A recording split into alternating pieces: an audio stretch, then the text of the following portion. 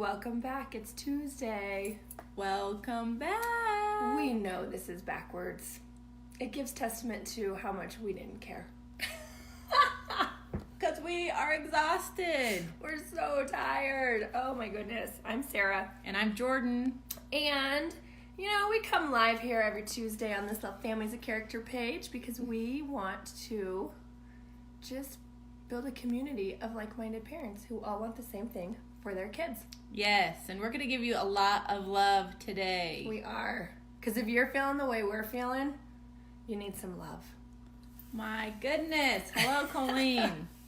Hello, Christine. In case you forgot, Happy New Year. Happy New Year. We're 2 weeks into the year. And my sign says kindness is in style. We know it's backwards. We know. But it is. Kindness is in style in 2020, people. Yep. So we're going to tell you how to be kind to yourself. That was awesome. That was good. That was Yourself. awesome. So before we dive into our topic for today, okay, it gives us a thumbs up or something if you're here. I know. Put a little emoji up if you did a camera roll review after last week's live and looked at photos from 2019 just kind of take a stroll down memory lane. Yeah. Did you guys review your 2019, all the things? So what were the 3 questions? Hey, Jeremy. What were the 3 questions we posed? We said, what was the year in review? Yep. How did you spend time with your family in 2019? Right. What did you learn about each one of your kids? And what did you learn about your spouse? That's right. In 2019. That's right. So, yes. If you had reflected on any of those things, feel free to drop a comment. Because we want to hear. That's right. We We really want to wanna hear from you. Okay. So we're coming live from my couch today. Why, Jordan? Well, I'm hooked up to an ice machine. she's hooked up to an ice machine after her surgery. But also because at any one point in time in this short 15-minute video, we may just lay down and fall asleep. Because I don't know if you're feeling it. We are exhausted, people. We were talking about the 2 weeks were off. It was awesome, right? I mean, drop a thumbs up if you had an awesome break. Exactly. 2 weeks. A lot of time up, a lot of eating, a lot of just going to bed late, sleeping in late, playing games. A toast here and there. That's right. That is especially right. Yes. Maybe 75 toasts over the 2-week period. But, yesterday most of us had to get back to reality because it was the Monday after a break. Jordan's kids actually went back to school yesterday. My kids did not go back to school until today. And I don't know. I texted Jordan this morning. Now, granted, let me set this up for you a little bit. I can't walk. I have a knee scooter. I have crutches. I can't put any weight on my left foot. So things for me right now are just exponentially hard. But that's fine. My whole family's getting through it. We're working through it. We're making waves. The hard part was realizing the reality of life I have to go back to now. I think it's hard enough to get back into the groove of things when you are just living your life every day greatness. But to come off of a break like this and just be like, oh my gosh, we really have to face reality now. Everyone has got to get on routine. Everyone's doing it. You guys are doing it, we're doing it. Jordan texted me. What did you text me this morning? You said, if you just need to have a good cry in the shower. Just go for it. That's right. We were talking about how, 2 weeks of vacation, and I'm not saying you were on vacation because you were probably back at work 3 days after Christmas. Yeah. Right? But your kids have been on vacation, so you've been trying to figure out how to entertain them, or they're babysitting each other, or you had to pay for daycare or whatever. Mm-hmm. And now we're back at it, and there is a letdown period. Yeah. So if that is happening for you, please know we are in the same boat. Give us a heart or a thumbs up or something. Yes, if moms, you dads. even have a morsel of emotion as to what we're talking about. Give us some notification of that because we are with you. Mm-hmm. It's just like planning a wedding. There's all this hype around it. There's all this hype around the holidays, and moms especially are shopping and decorating and getting the luggage ready, and you go off and you come back and you have a great time, and then everyone leaves and you're sad. cry. I just need a good cry. I need some transition time, please. Like, give me some transition time. And there isn't, because you're expected to go just full-blown back into life. So. I know. So we are sitting in it with you today. Yeah. Ladies and gents, we are here with you. Welcome back. We were trying to cue up the song Back to Life, Back to Reality, because we just want to laugh. Otherwise, we're going to cry and lay down on this couch. That's people. right. That's right. So our topic for today is kindness is in style in 2020. But all too often, we think about that as to being kind to other people, right? Which is good. It's we great. want to do that. We definitely want to be that way. But what about, like, being kind to yourself? How often, I'm just going to turn that off because these Facebook people are being blinded by the light. And this is slowly dropping, so you might want to fix that, Jordan. I can't reach I don't have a go-go gadget arm. Anyway, we're having some technical challenges. Sorry, Facebook. Anyway, it's still really bright. Whatever. Sorry, guys. So, what was I saying? Kindness is in style. Yes. We're often very kind to other people, which is awesome. Yes. But how often are we overlook being kind to ourselves?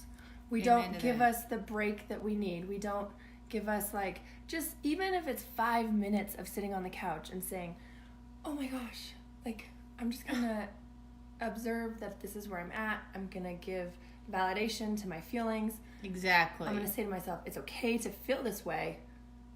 Now move on. Like, right. You have to just acknowledge that. Totally. And sometimes you have to acknowledge that for your friends, people, right? Yeah. Like, give your friends permission. This morning I just felt really, I was kind of in my own thing. And then when Sarah texted me and said, oh my gosh, it's just crazy over here and I just need a minute. And I just said, take some time. Take a good cry in the shower if you need it. But if someone gives you that permission, sometimes that's all you need to just feel validated, and then you can, like Sarah said, move through it. Mm-hmm. Yeah, and it does. It helps. And then you get to the other side and you think, okay, like, I had my moment of acknowledging it, and now I can move on. Exactly. So we posted a blog post over the weekend. Actually, we had posted this. It was from one of our writers over the summertime, and it's a really good concept. It's called the one-touch method. And so I one-touched her. we wanted to kind of bring light to that blog article, because I think what that blog article talks about is, how many of you, give us a thumbs up if you've ever heard of the one-touch method? Or if you haven't, give us some other emoji. That's right. Let us know. Yeah, but let us know. The one-touch method is actually really neat, and I would encourage you to go read this blog article on our website. It was posted on Saturday at like 8:30 in the morning. And it is all about fix that. Okay, hold on. We're trying to fix Facebook. We just have this setup that is there we go. Not working for us today for some reason. But when you pass by, like, so as parents, I think we get super overwhelmed with the stuff that our kids bring home. And it goes in a pile. We get the mail and it goes in a pile. We don't go through it. We come in the door, drop our shoes, right in a pile. Right. We have dishes and they just go to the sink and they go in a pile, right? So there's all these things because there's so many things going on. And the one-touch method is actually really a way to be kind to yourself. It is. If you walk past something, or you take a cup out of the cupboard, get your coffee, the methodology behind it, the brain work behind it is you're only going to touch it once. So you're going to have that purpose for that cup of coffee, and then instead of sticking it in the sink, you're actually going to just put it in the dishwasher. Just load it right in the dishwasher. Right. Save yourself the time and energy that you'd have to put into it second time. That's right. So think about that with concept of, like, shoes and backpacks and lunch boxes and all of that stuff. And you can actually teach your kids the one-touch method as well, and really encourage them to use that as they come home from school, as they're getting their breakfast together. Just encourage them to really, let's just touch do this what they're going to do that first time. That's right. And that brings up a good point. I'm a counselor, and I have a lot of clients who talk about 6 months worth of mail that they haven't opened in piles and piles and piles. And You know, if you can get yourself in the habit of picking up the mail, coming home, opening it, shredding what's junk, recycling all the envelopes, filing away what needs to be done, making a quick to-do list. What Sarah and I were talking about regarding this one touch and why is there a combination or a connection between the one touch method and being kind to yourself. I know as moms, when we forget to do something or we put something off until later, what happens in our mind? It gets cluttered up because we're like, oh, I need to do this. Oh, we lay eyes on the dishes in the sink and we're like, oh, that still needs to be done. Yeah. So it's when you touch something once and you complete that task, you're really giving yourself a gift of freeing up your mental space for something more important later on in the day. Yeah. Right? It's actually a really neat concept. So it's really probably the one single thing you can do to be kind to yourself. That's right. Because you're taking off the mental load that's going to pile up for later. Yeah. And y'all, we need to be kind to ourselves. That's so true. Because we were just saying we're about at the breaking point and wanting to just have a long cry because we're so maxed out with everything we've done to prepare for the holidays and just have a good break with our families and like... Yep. So give yourself permission. Sit down, permission. Take a minute to just be in the present. And then maybe start to implement the one-touch method. And I think you'll find that it is so kind. It is. To yourself. It's mentally. a gift. It is a gift. It's a gift, people. So. You can also put up, the power of a sticky note or something fluorescent. I like those in my house. Write down one touch. Car.